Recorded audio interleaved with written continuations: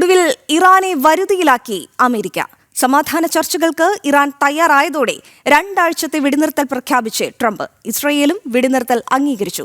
Hormuz കടലിടുക്ക് തുറക്കുന്നത് മുതൽ വെടിനിർത്തൽ ധാരണ നടപ്പിലാക്കും. ഏപ്രിൽ 10 മുതൽ ചർച്ചകൾ ആരംഭിക്കുമെന്ന് ഇറാൻ അറിയിച്ചു. വിവരങ്ങളുമായി ഇന്റർനാഷണൽ ഡെസ്കിൽ നിന്നും ഐസൻ ജോസ് ചേരുന്നു. ഐസൻ, കഴിഞ്ഞൊരു 10-12 മണിക്കൂർ മുൻപ് അമേരിക്കൻ പ്രസിഡന്റ് ഡൊണാൾഡ് ട്രംപ് വമ്പൻ ഭീഷണിയായിരുന്നു ഇറാന് മുന്നോട്ട് വെച്ചത്. അതും ഇറാനെ നാമാവശേഷമാക്കും, വരുതിയിലായില്ലെങ്കിൽ ഇറാൻ പൂർണ്ണമായും ഇല്ലാതാക്കുമെന്ന് ട്രംപ് പറയുകയുണ്ടായി. ഇപ്പോൾ ഹോർമുസ് തുറക്കുമെന്ന നിർണായക തീരുമാനത്തിലേക്ക് കാര്യങ്ങൾ എത്തിപ്പെട്ടിരിക്കുകയാണ്. അതായത് അമേരിക്കയുടെ ഭീഷണി ഇറാൻ കേട്ടിരിക്കുന്നു, അല്ലെങ്കിൽ ഇറാനിൽ ഏറ്റിരിക്കുന്നു, വരുതിയിലായിരിക്കുന്നു ഇറാൻ എന്ന് വേണം കരുതാൻ, അല്ലേ ഐസൻ? തീർച്ചയായും ഹോർമുസ് തന്നെയാണ് ഒരു നിർണായക ഘടകമായി ട്രംപ് തന്റെ സമൂഹ മാധ്യമ കുറിപ്പിൽ ഇപ്പോൾ ദൃശ്യങ്ങളിൽ കാണുന്ന ട്രൂത്ത് സോഷ്യലിലെ ആ കുറിപ്പിൽ വ്യക്തമാക്കിയിരിക്കുന്നത്. Safe opening of strait of Hormuz എന്ന് കൃത്യമായി അദ്ദേഹം തന്റെ വാക്കുകളിൽ തന്നെ എഴുതിയിട്ടുണ്ട്. സേഫ് ഓപ്പണിംഗ് എന്ന വാക്കുകൾ തന്നെ അദ്ദേഹം ക്യാപിറ്റൽ ലെറ്ററിൽ എഴുതിയിരിക്കുന്നു, അല്ലെങ്കിൽ വലിയ അക്ഷരത്തിൽ, ഇംഗ്ലീഷ് വലിയ അക്ഷരത്തിൽ കൃത്യമായി അറിയിച്ചിരിക്കുന്നു എന്നതും ഏറ്റവും നിർണായകമായ ഒരു ഘടകമാണ്. ആ നിർണായകമായ ഒരു ഘടകം തന്നെയാണ് പ്രധാനമായും ഈ വെടിനിർത്തലിന്റെ ഏറ്റവും സുപ്രധാനമായ ഒരു ഭാഗം എന്ന് തന്നെയാണ് മനസ്സിലാക്കാൻ സാധിക്കുന്നത്. മാത്രമല്ല, ചർച്ചകൾക്ക് തയ്യാറാണ് എന്ന് ഇറാൻ അറിയിക്കുകയും ചെയ്തിരിക്കുന്ന ഒരു പശ്ചാത്തലത്തിലാണ് 2 ആഴ്ചത്തേക്ക് വെടിനിർത്തൽ പ്രഖ്യാപിച്ചിരിക്കുന്നത്. ഈ ഹോർമുസ് തുറക്കുന്നതോടെ, അല്ലെങ്കിൽ ഹോർമുസിലെ ഈ പ്രതിസന്ധികൾ ഒഴിവാക്കുന്നതോടെ വെടിനിർത്തൽ പൂർണ്ണമായും നടപ്പിൽ വരുമെന്നൊരു നിലപാടാണ് ട്രംപ് അറിയിച്ചിരിക്കുന്നത്. നേരത്തെ നമുക്കറിയാവുന്നതാണ്, ഈ കഴിഞ്ഞ ദിവസം, അതായത് ഇന്നലെയാണ് ഇത് സംബന്ധിച്ച ഒരു അന്തിമമായ ഒരു മുന്നറിയിപ്പ് ട്രംപിന്റെ ഭാഗത്തുനിന്ന് ഒരു സമൂഹ മാധ്യമ പോസ്റ്റായി തന്നെ പുറത്തു വന്നത്. ആ സമൂഹ മാധ്യമ പോസ്റ്റിൽ അതിശക്തമായ ഭാഷയായിരുന്നു ട്രംപ് ഉപയോഗിച്ചിരിക്കുന്നത്.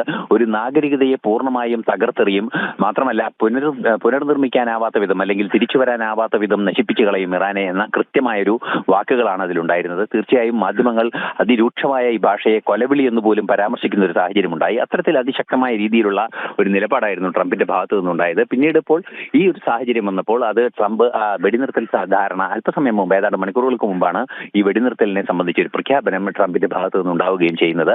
ഈ വെടിനിർത്തൽ ഉണ്ടായ ഒരു പശ്ചാത്തലത്തിൽ സ്വാഭാവികമായും വലിയ രീതിയിലുള്ള പ്രതികരണങ്ങൾ മറ്റു രാജ്യങ്ങളുടെ ഭാഗത്തു നിന്ന്, ഇറാന്റെ ഭാഗത്തു നിന്നൊക്കെ ഉണ്ടാവുകയും ചെയ്തു. ഇറാനും അതുപോലെ തന്നെ ഇസ്രയേലും ഈ വെടിനിർത്തൽ ധാരണയെ അംഗീകരിച്ചിട്ടുണ്ട്, അല്ലെങ്കിൽ ഇസ്രയേലും അമേരിക്കയുടെ വെടിനിർത്തൽ നിർദ്ദേശത്തെ പൂർണ്ണമായും അംഗീകരിച്ചു എന്നാണ് ഏറ്റവും നിർണായകമായ മറ്റൊരു ഘടകം. മറ്റൊരു പ്രധാന വിഷയം എടുത്തു പറയേണ്ടത് 10-ാം തീയതി മുതൽ, അതായത് മറ്റന്നാൾ മുതൽ ചർച്ചകൾ ആരംഭിക്കും. അതായത് തുടർ ചർച്ചകൾ, ഏത് രീതിയിലാണ് അടുത്ത ചർച്ചകൾ നീങ്ങേണ്ടതെങ്കിൽ അത്തരത്തിലുള്ള ചർച്ചകൾ പുനരാരംഭിക്കുമെന്ന് ഇറാൻ തന്നെ അറിയിച്ചിരിക്കുന്നു എന്നതാണ് ഏറ്റവും നിർണായകമായ ഒരു ഘടകം.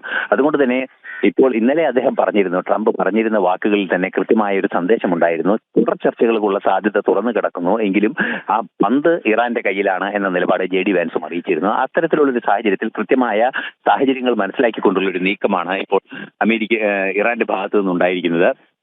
ആ ഒരു സാഹചര്യത്തിൽ സമാധാന ചർച്ചകൾക്കുള്ള നീക്കങ്ങൾ മുന്നോട്ട് പോകുന്നു എന്ന് തന്നെയാണ് മനസ്സിലാക്കാൻ സാധിക്കുന്നത്. നേരത്തെ അറിയിച്ചതുപോലെ 10 സമാധാന നിർദ്ദേശങ്ങൾ ഇറാൻ മുന്നോട്ട് വെച്ചിരുന്നു. ആ 10 നിർദ്ദേശങ്ങൾ പ്രായോഗികമായി നടപ്പാക്കാവുന്നതാണ് എന്നൊരു നിരീക്ഷണവും ട്രംപിന്റെ ഭാഗത്തു നിന്നുണ്ടാകുന്നുണ്ട്.